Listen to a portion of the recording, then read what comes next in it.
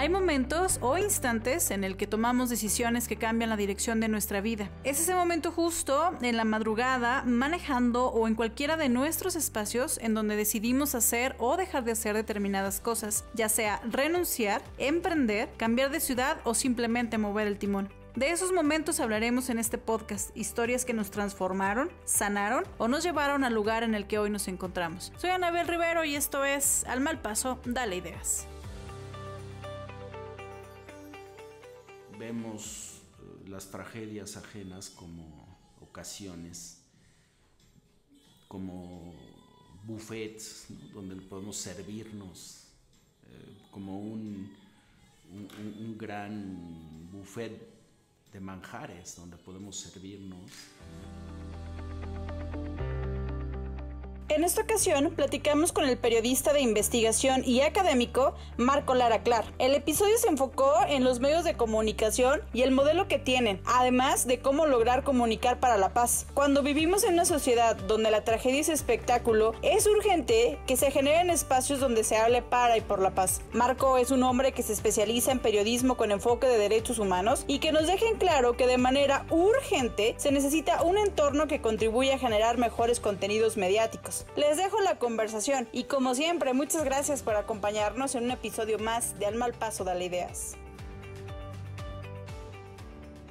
Marco, ¿cómo abrir la conversación para que los medios fomenten, los medios de información, los medios de comunicación, fomenten los derechos humanos, el reconocimiento de los derechos humanos y no contribuyan a la violencia? Es decir, en el espectáculo de la violencia. Lo que usted nos está narrando ahorita, creo que no hay mucha diferencia de cómo manejan los medios de comunicación la violencia hoy en día. Entonces, ¿cómo abrir la conversación para que los medios sí fomenten los derechos humanos y no sigan invisibilizando la violencia, pero también fomentándola? Mira, yo no personalizo nunca. No me parece que sea un problema de los medios. Okay. Me parece que es un problema de corresponsabilidades. Okay. En un país donde tenemos un sistema de medios obsoleto a la luz de la democracia, un sistema de medios de tendencia corporativa y monopólica, entonces los medios son empresas que por un lado tienen una relación de sometimiento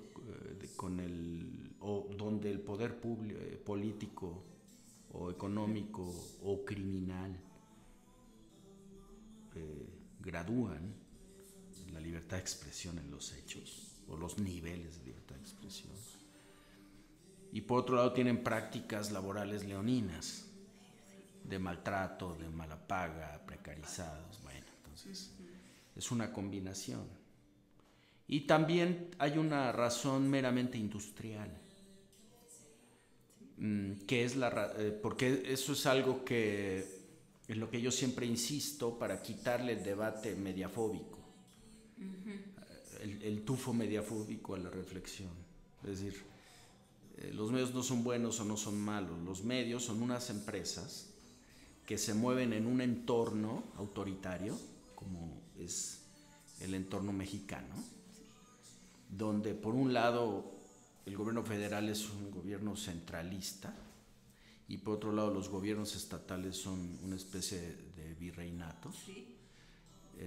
Con altísimos niveles de impunidad en el manejo presupuestal, el sometimiento de los poderes de contrapeso democrático, exacto. Entonces, insisto, los medios por un lado están sometidos en diversos niveles a los poderes, por otro lado someten al gremio y someten al público a flujos de información chatarra, porque básicamente si yo tengo 2 pesos, o si tengo 100 pesos, y yo puedo tener un reportero semianalfabeta y además que él dice que se mueve por pasión, Sí, y además no reivindica, no pone límites. Sí. Ve a hacer esto, tráeme cadáveres, tráeme datos personales, datos de la intimidad de las personas. Entonces esa información no cuesta nada. Es decir, aquí el fiscal o el procurador aparece, cuenta una retahíla de atrocidades, tiene reporteros haciendo lo que yo llamo la cumbia en la nota, agregó a sí mismo por otra parte finalmente, y entonces eso no cuesta nada, porque tienes un reportero que gana 3,000 pesos al mes o 5,000, y que con eso él se paga su telefonía, se paga su equipo, se paga su transporte. Entonces imagínate qué barato. Tú divide 6 notas al día, y a veces si son multimedia, puede ser el mismo reportero que manda al sitio web en la mañana, que reporta para radio en el horario matutino, que está mandando a las 2 de la tarde para el pool para el rol del periódico, y luego en la noche o en la tarde para la televisión. Entonces tienes un reportero multimedia por 5,000 pesos, aunque en México hoy el salario promedio de un periodista está en 4,700 mensuales. Entonces tú tienes a un reportero precarizado que está en condiciones de esclavitud, que tiene que mantener a una familia, que en ciertos temas se está jugando la vida, que está recibiendo dinero de fuentes que podrían estarlo poniendo en altísimo riesgo, eventualmente. ¿Sí? Y además nos quieres pedir probidad. Bueno, pues eso es patético, es un problema sistémico que pasa por un sistema de medios obsoleto y de corte autoritario, unas empresas de medios que viven de parasitar al presupuesto público, ¿sí? Unos periodistas que somos muy reacios al cambio, y un público que está en la propia lógica, un poder político que sabe regular estas lógicas porque las conoce, ¿no? Yo siempre insisto, no hay nada más fácil que hacer creer a un periodista lo que quiere creer. Entonces tú puedes soltar cualquier infundio, acusación, falsedad, y va como verdad, ¿no? Entonces, sin verificación, porque además en las mediciones en las que yo he participado, más del 89% en promedio de las noticias que se publican en México son de una sola fuente, sí. Y más o menos el 70% son de fuentes oficiales. Entonces eso eso hace que no pasen la prueba del ácido del periodismo, que es la verificación. O sea, si tu madre te dice que te quiere, verifícalo. Entonces esa es la prueba del ácido, que evidentemente el grueso de los flujos de información noticiosa que tenemos no pasaría nunca. Insisto, no moralizar, no criminalizar, no estigmatizar. Y ya para terminar con esto, tú dices, los medios promueven, los medios no tienen necesariamente por qué promover los derechos humanos en primera instancia.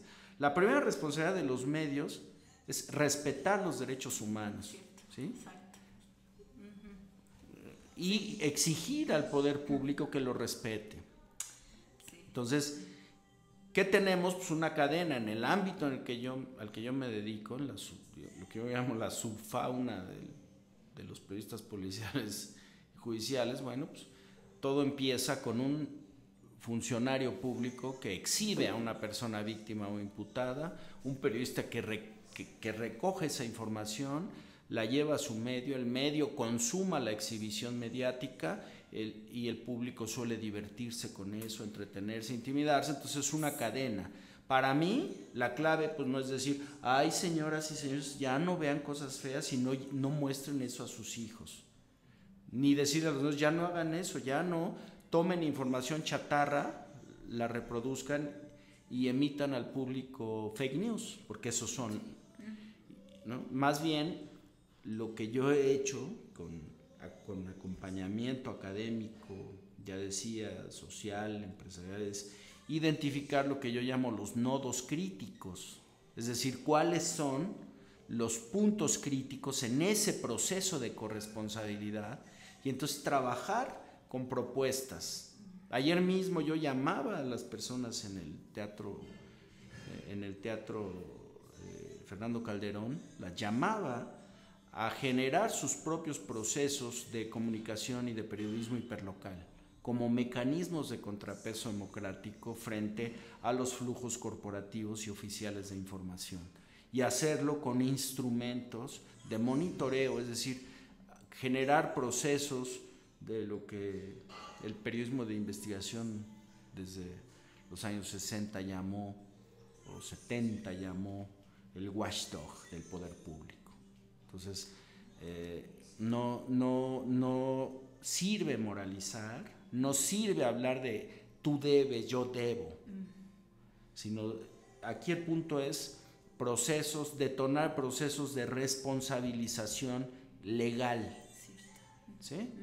Es decir, tú pregúntale, y aquí te aviento el reto, haz una encuesta, cada vez que te encuentres a un conductor, a un lector de noticias, a un opinador de noticias, a un reportero de televisión o de radio,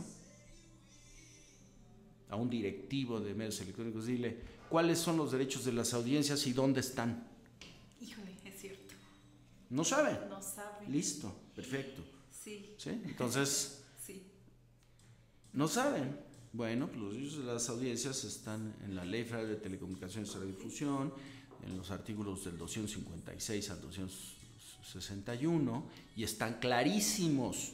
Entonces, el asunto no es si deben promover los derechos humanos, el asunto es que el artículo primero de la ley y el artículo 259 de la ley dicen que es responsabilidad de los concesionarios de medios de radiodifusión, o sea, radio y televisión, ¿sí?, estandarizar sus emisiones con respeto a los derechos humanos, con perspectiva de género y con perspectiva de interés superior de la niñez. Eso dice textual.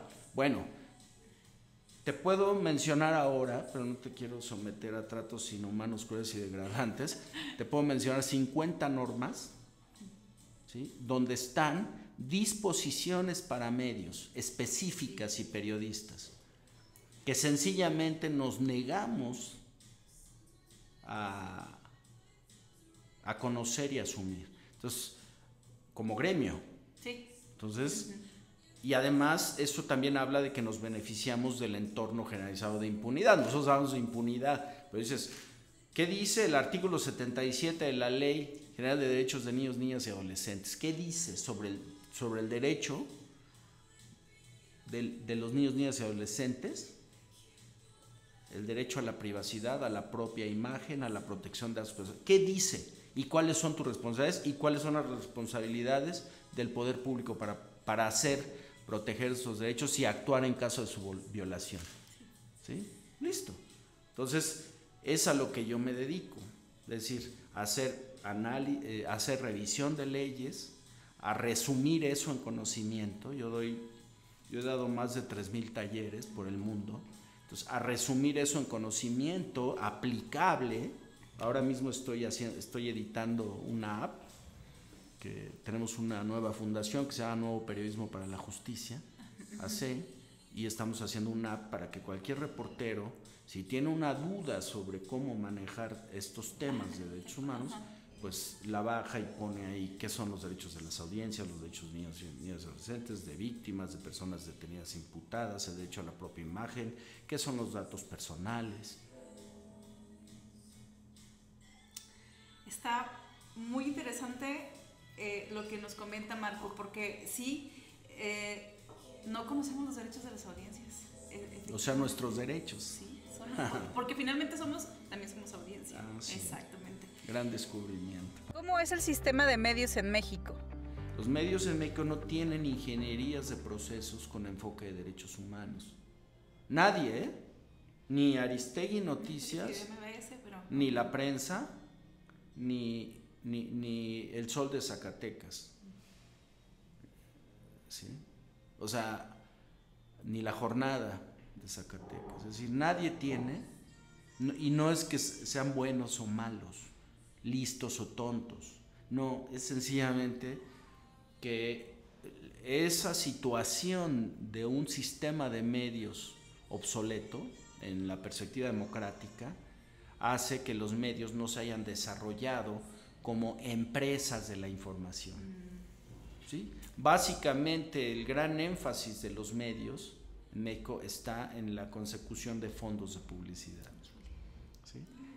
El desarrollo corporativo, el desarrollo de empresa para crecer, no existe prácticamente. Hay un par de medios que tienen verdaderos procesos de desarrollo corporativo que tienen implicaciones en los procesos editoriales. Sin embargo, ese par de medios no tienen procesos editoriales con perspectiva de derechos humanos. Entonces volvemos al mismo problema, ¿ves?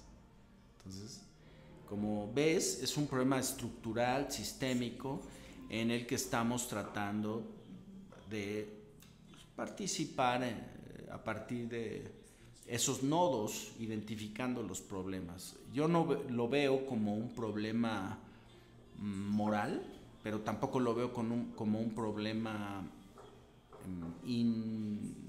insuperable. Los problemas que tiene el sistema de medios mexicanos son los problemas que han tenido otros sistemas de medios en el mundo y que los han superado. Solo hay que decir que hay una relación directamente proporcional entre desarrollo de medios y desarrollo del sistema político. Y un problema que tenemos hoy es que tenemos un presidente que dedica las 4 o 5 horas de su jornada, las horas más potentes de un ser humano, a pontificar, a polarizar, a amenazar, a insultar, a burlarse, a estigmatizar, a etiquetar. Entonces él está jugando, hablando de la vertiente de medios, él está jugando el papel de jefe de información. Él es el jefe de primera plana. Él con 2, 3 ocurrencias y agravios y acusaciones y fake news, él define las primeras planas. Sí. Y define las principales de los noticieros y la radio. Eso, a mi juicio, está haciendo un tremendo daño a la democracia. Eso no es ejercer el derecho de réplica. Eso es utilizar el poder del Estado y los recursos públicos con fines personales, ¿sí? Y está haciendo un tremendo daño a los medios, porque lo poco que habíamos avanzado y en consecuencia la sociedad en lo que toca su derecho a la información, lo poco que habíamos avanzado se está viniendo abajo. Tú lo que tienes es 40, 50, 60 o los que quieras periodistas sentados así en la mañana, ¿no? Anotando, 2, 3 amanuenses sembrados y un periodista estrella. Entonces tienes una escenificación, ¿no? Y tú dices, ¿por qué los medios siguen mandando periodistas a una escenificación? Sí. A un stand-up ficticio con un guión preestablecido? ¿Por qué? Bueno, porque saben que se quedan sin publicidad, porque el sistema de medios no se ha movido 1 milímetro. Sí, igual. Ni se va a mover. ¿Sí? Entonces, porque lo que tenemos en el poder es un populista, no tenemos un demócrata. Es muy seductor, López Obrador es un presidente seductor, increíblemente seductor, pero es un populista que ha ido precarizando el debate público todavía más de lo que ya estaba. Entonces, al precarizarse el debate público, se precariza también la calidad de la atmósfera mediática. ¿Sí ves? Hay una relación ahí directa. Marco, con este esquema que nos estás narrando, nos estás explicando de cómo funcionan los medios, de cómo está el sistema político del país, ¿cómo se puede lograr comunicar para la paz o hacer periodismo? No sé si está bien dicho, periodismo para la paz o periodismo por la paz. ¿Realmente se logra o cómo trabajarlo? ¿Cómo trabajarlo desde los reporteros que mencionas de la talacha?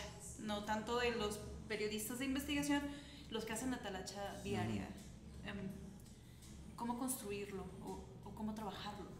Mira, esa es una gran pregunta. A mí me parece que cuando uno tiene un gran problema, tiene que asumirlo. Es decir, Houston, tenemos un problema, ¿no? Sí, primero darse cuenta, asumir. Entenderlo, Sí. Problematizar, entender las circunstancias contextuales y estructurales, y después empezar sin mesianismos. Es decir, sin decir yo voy a cambiar, ¿no? Sino más bien, si ya identificamos los nodos, entonces vamos a tratar de incidir en esos nodos. Vamos a decir que yo tengo cáncer. Entonces, yo tengo una opción radical que es aventarme del Cerro de la Bufa, que es válida, ¿no? Pero también puedo decir, quiero ver si puedo vivir unos años con una cierta calidad de vida. Entonces cambio mis hábitos alimenticios, soy disciplinado para tomar el tratamiento médico, dejo el sedentarismo y empiezo a tomar pequeñas decisiones que van a generar grandes cambios. Si te gusta este podcast, no olvides compartirlo en tus redes sociales para que más personas conozcan y aprendan de las experiencias. También te puedes suscribir en Spotify y en YouTube. Nos encuentras como Al Mal Paso Dale Ideas. Para mí la primera meta es desnaturalizar la exhibición de personas en medios. Estamos habituados a que los medios establecidos, como se llaman en sociología de la comunicación, y los nuevos medios y las redes sociales como nuevos medios, sistemáticamente avasallen a las personas, ¿sí? A personas que fueron imputadas de delito, a personas que sencillamente son troleadas, ¿sí? A personas que son víctimas, a personas que viven una situación trágica. Entonces, esta lógica que yo llamo de hipervoyerismo de la violencia, entonces, ¿cómo podemos? Bueno, eso es lo primero que hay que desnormalizar, porque está normalizado. Tú al principio decías, los medios sí, los medios desde el ámbito noticioso hasta el ámbito del entretenimiento están básicamente permeados por racismo, discriminación, sexismo, machismo, misoginia, basurización de personas, ridiculización de grupos vulnerables, en situación de vulnerabilidad social, ¿sí ves? Entonces, en ese entorno complejo, ¿cómo proponer el periodismo de paz o para la paz? Bueno, para mí, el periodismo para la paz solo tiene cabida en espacios hiperlocales. Es decir, las comunidades, no estoy hablando de pueblos, sí, estoy hablando de lo que están haciendo ustedes, las microcomunidades tienen que ir incorporando la visión del periodismo para la paz sistemáticamente y en términos de procesos a su proceder mediático. Y de esa manera lo que están haciendo es una especie de hongo atómico, es decir, impactar en su propia comunidad, ¿sí? Entonces, creo que más allá de lo que podamos nosotros decir, me parece que Alcohólicos Anónimos ha sido tremendamente eficaz en ese sentido, ¿sí? Más allá del asunto religioso, lo que hace, eso es otra cosa, o de las granjas y esas cosas brutales, ¿no? Pero digamos, el movimiento 24 horas de Alcohólicos Anónimos es un ejemplo. Es decir, yo impacto en mi comunidad, a través de pequeños núcleos de cambio. ¿Sí? Entonces, yo diría, ustedes están haciendo este increíble ejercicio de diálogo, de entendimiento. Bueno, ustedes incorporen los valores democráticos del Prismo para la Paz. Yo se los puedo enseñar o compartir si no lo saben, ¿no? Les puedo aportar la metodología que yo uso, les puedo mandar mis manuales, puedo venir o pueden ustedes ir y les doy un taller de Prismo para la Paz, vamos con su comunidad, conseguimos un salón en la universidad o en cualquier lado, en la escuela, ¿no? Sí. Y entonces ustedes incorporan la visión. Ahora, ¿cuál es el arte del Prismo para la Paz? Generalmente se tiene la idea de que el Prismo para la Paz es un periodismo que no visibiliza las violencias o que las minimiza. No, el Prismo para la Paz es una filosofía basada en la teoría del conflicto de Johann Galtung y también una metodología con técnicas y prácticas específicas, ¿sí? No es solamente no es un discurso de Juan el Bautista, no sé, sean buenos, no peleen, ¿no? Y estas estupideces de los voy a acusar con su abuelita, ¿no? O sea, estas cosas que son absolutamente exasperantes, ¿no? Por su nivel de infantilización del debate público, ¿no? Entonces, no, es una metodología muy consistente, robusta y sobre todo de aplicación realista en el día a día, ¿sí? Entonces, para mí son esos contextos. Yo combino mucho el periodismo hiperlocal y el periodismo para la paz, ¿sí? Entonces, yo trabajo en proyectos que detonan procesos microlocales dentro de universidades, dentro de empresas, dentro de organizaciones de la sociedad civil, dentro de grupos de amigos, dentro de escuelas, y entonces vamos construyendo una posibilidad que nos cambie como colectivo, ¿sí? Como microcolectivo.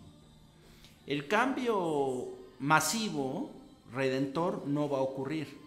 Oye, si tú tienes en Filipinas a Duterte, en Hungría a Orbán, y tienes a Estados Unidos a Trump, y tienes México a López Obrador, y tienes a Bolsonaro en Brasil, es decir, tienes y a Maduro, o sea, tienes toda una tendencia nacional populista, neonacional populista. Entonces tú no vas, que precisamente se basa en el uso de los medios para crispar socialmente, ¿sí? Para polarizar. Pues tú no vas a hacer algo masivo, cuando además tienes plataformas corporativas globales como Facebook y Twitter, donde además la gente piensa que son espacios de libertad, ¿no? Si hay un espacio más corporativizado, es el espacio público digital más privatizado. Entonces, hay un libro buenísimo de Galloway, que es un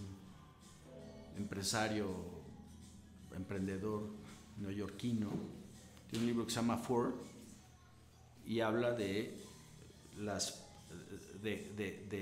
los cuatro, o sea, Amazon, Google, Facebook. Y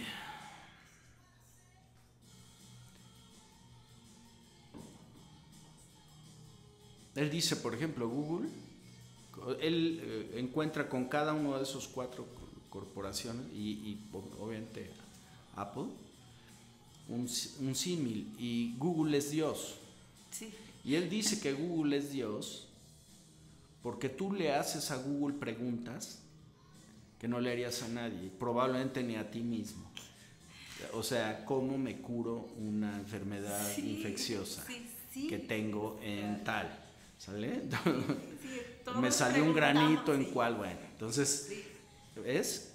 Eso se vuelve... Eso es lo de menos. El punto es que te responde así, pero el algoritmo te mete a su base de datos y a los 10 minutos, cuando tú vayas a ver la jornada de Zacatecas, vas a ver una pomada para granitos en la cola. ¿Sí? O sea, nos están espiando. Sí, es el sistema Amazon, o sea, la personalización de la publicidad a partir de leer tus hábitos o tus intereses o preocupaciones más íntimos. Entonces, en ese entorno corporativo, político, a mí no me parece que nosotros debamos pensar macro, debemos pensar micro para ir. Y bueno, hay grandes ejemplos en la historia. Sin parecer cándido, pues está Espartaco, ¿no? Pues hay un montón de figuras que empezaron en pequeños contextos. A mí me encanta, por ejemplo, La Guerra del Fin del Mundo de Vargas Llosa, precisamente porque en La Guerra del Fin del Mundo tú lo que ves es un iluminado que va generando en los sertones brasileños una bomba. Claro, es todo el discurso religioso y lo que quieras, pero como es lo que se llamaba en la vieja lucha del comunismo el foquismo, ¿no? Es decir, crear núcleos que vayan generando procesos de cambio muy enfocados en contextos locales. ¿Podría asimilarse como la prevención del delito? ¿Es algo similar? También la prevención de la violencia del delito. Exacto. Y sin, exacto, y sin prevención situacional. Exacto. O sea, no seas bonita. Si eres bonita, tú eres un factor de riesgo. Sí. Te dice la policía, si eres bonita no salgas a la calle, ¿sale? Sí. O no tengas un coche porque te van a robar. O sea. Si tienes coche y eres mujer, entonces no salgas después de las 7 de la noche, ¿sale? Marco Lara explica que para lograr comunicar o bien hacer periodismo para la paz se debe comenzar por pequeñas acciones desde lo local y así comenzar a transformar el entorno, es decir, paso a paso y no con transformaciones drásticas, sino con acciones pequeñas que sirvan para ir modificando conciencias. Pequeños, la prevención misma de la violencia no se va a hacer a través ni de discursos moralizantes, ni de infantilizar la realidad, ni de satanizar a grupos sociales. Se va a hacer a partir de experiencias vivenciales sobre el entendimiento de las violencias como un factor multicausal. Y eso, fíjate, esto que dices es muy interesante porque precisamente la teoría del conflicto tiene un conjunto de presupuestos de los cuales también abreva el periodismo para la paz. El primer presupuesto, que por cierto va a contracorriente de los populistas que mencioné, es la desnaturalización del conflicto. El populismo y otros sismos, otros autoritarismos o de tendencia autoritaria, criminaliza o desvirtúa la naturaleza esencialmente humana del conflicto. Entonces la teoría del conflicto dice, usando una analogía con la teoría matérica, dice primero que el conflicto es inherente a la condición humana en sociedad.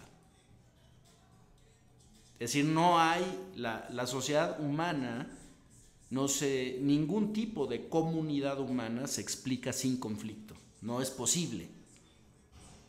Segundo, ahí viene la analogía con la teoría de la materia, el conflicto no desaparece, solo se transforma. ¿Y cómo se transforma? Ese es el tercer presupuesto. Se transforma o por la vía alta o por la vía baja. La alta es la transformación pacífica, la baja es la transformación en violencia.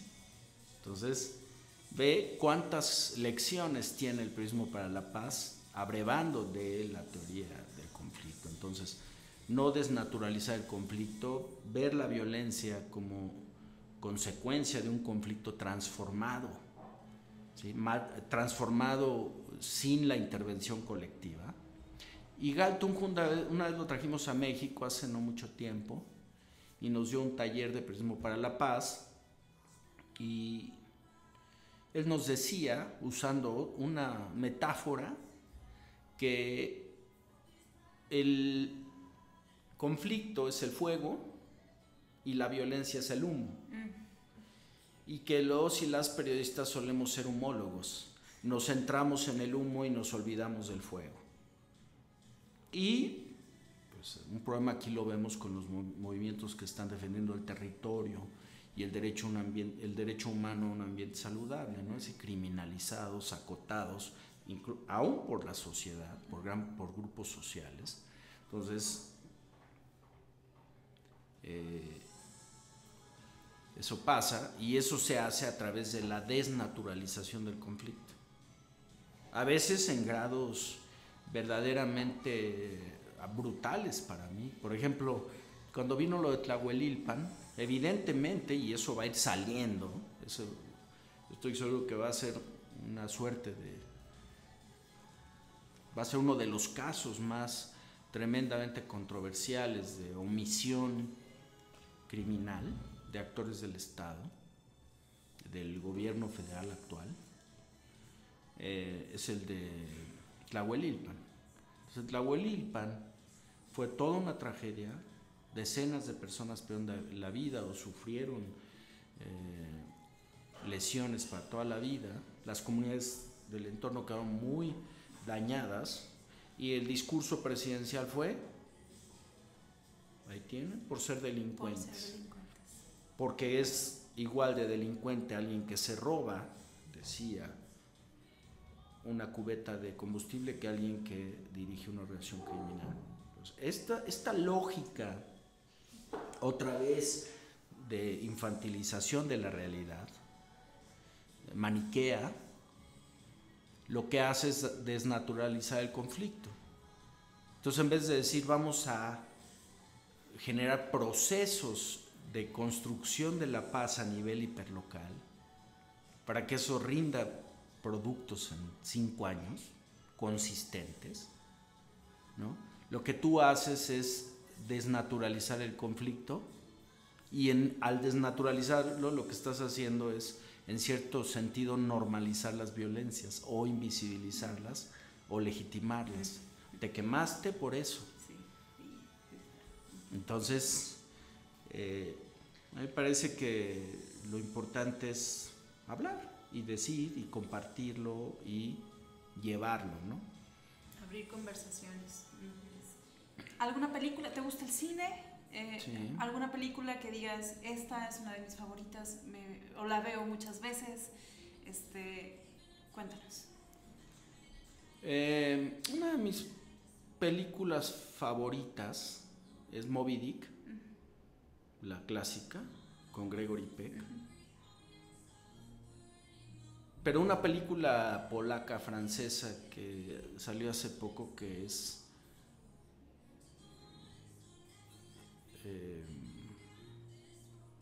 sobre Van Gogh, donde utilizan sus pinturas, las recrean cinematográficamente, y entonces en ellas transcurre gran parte de ellas transcurre la película como un viaje ácido. Van Gogh. Es una animación, ¿no? Pues sí. Es una película con elementos de animación. Sí, bueno, es una animación en general, y esa película me encantó. Sí. Bueno, acabo de ver un documental que se llama Our Planet, en 6 entregas o algo así, que me impactó muchísimo sobre el planeta y lo que estamos haciendo con él, pero sobre todo el potencial del planeta para regenerarse fuera de las cosas viejas que nos llegan de Discovery Channel o así. Entonces eso, y claro, bueno, hay películas muy formativas, como a mí me gustan directores como Scola, como Baida, como Polanski. Sí, pues, puedo decir muchas. Marco, cuando te miras al espejo, ¿qué te dices?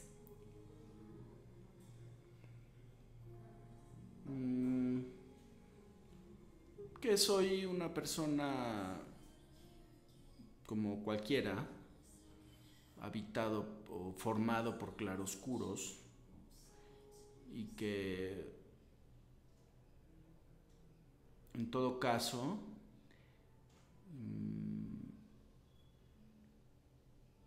mi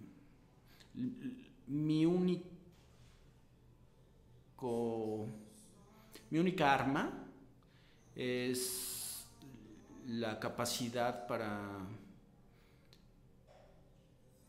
encontrar o reeditar cada día una motivación para funcionar. Es decir, los seres humanos somos tremendamente complejos y tortuosos, luminosos y oscuros, y además, a diferencia de otros seres, estamos gobernados por nuestro cerebro, que es algo complejísimo. Leí hace poco una breve historia del cerebro, y los seres humanos somos de los pocos seres, con algún tipo de gorilas y otras pocas especies, somos una especie que ha desarrollado su cerebro a partir de ser, insisto, las pocas especies que tiene conciencia de sí misma. Entonces, eso a algunos los lleva a la experiencia religiosa, que es un viaje ácido, ¿no? A mí me lleva a la convicción de que a la conciencia de que vivo en un mundo regido por el azar, arbitrario, y entonces en esa arbitrariedad yo soy un navegante y voy construyendo posibilidades de navegación donde desde luego la estabilidad no está incluida. Evidentemente. Qué lindo está eso. Marco, si tuvieras la oportunidad de conocer, lo replanteo, ¿a quién te hubiera gustado conocer o a quién te gustaría conocer? No importa si ya murió algún personaje o que digas, aún vive y tengo ganas de conocerlo, el que sea. ¿O no existe? ¿Digo la verdad? ¿Sí? Por favor. A mí no me gusta conocer personas. Okay. Entonces, prefiero no conocer en lo posible. Es decir, no significa que después ya me dé gusto haberlas conocido, sino prefiero no conocer personas, pero eso no es por misantropía, sino es por timidez, creo. Pero hay desde luego personajes que me fascinan, que obviamente los prefiero por sus obras o por su historia.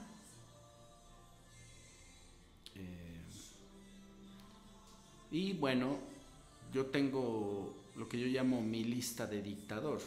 Es decir, si yo fuera dictador, ¿qué haría? Y en mi lista de dictador, que son 10 cosas... Yo aquí te voy a copiar eso, Marco. Yo voy a tener mi lista de dictadora. Sí.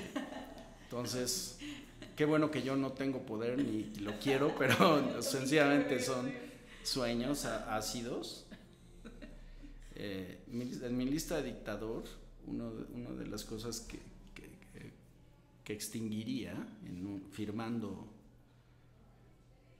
un memorándum es la palabra héroe. Entonces, o genio. Entonces, todos los seres humanos somos complejos, somos de claroscuros, somos lo que somos, y entonces algunos tenemos para otros una historia más interesante, fascinante, cautivadora, Para otros tenemos más demonios en el armario, más cadáveres en el armario. Entonces hay personajes que para mí son más cautivadores. Yo no admiro a personajes propiamente perversos. No, probablemente porque mi familia, mi raíz es judía, una de mis raíces, o sea, mi madre y toda su familia son judíos y huyeron del holocausto y sobrevivieron muy pocos. Entonces, yo no tengo, digamos, el cliché de, pues mira, el otro día un López Obradorista recalcitrante me decía que él entendía que él era una persona muy básica, que López Obrador era una persona muy básica, pero que él lo admiraba por su capacidad de manipulación. Entonces a mí me dejó perplejo. Dije, bueno, pues, si tú quieres, si a ti te parece un motivo de admiración, está bien. No, yo no podría admirar a Hitler, ni a Stalin, ni a Trump. Pero sí admiro a figuras que han sido innovadoras, ¿no? Pero bueno, ya no voy a poner antiguo, porque otra vez van a decir, mis alumnos dicen que pienso como viejito. Y tal vez es que esté viejito, no sé, pero pues, a través de la historia, desde los presocráticos hasta hoy, hay muchos personajes con una enorme capacidad de innovación.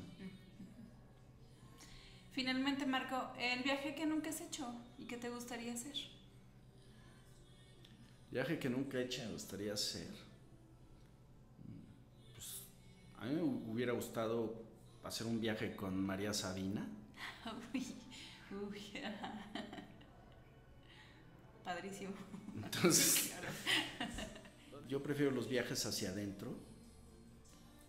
Y son los más complicados, Marco, se me hace, ¿no? Los viajes hacia adentro. Pues son los más, en todo caso son complicados, pero también son los viajes sostenibles, digamos, en términos de esas motivaciones, ¿no?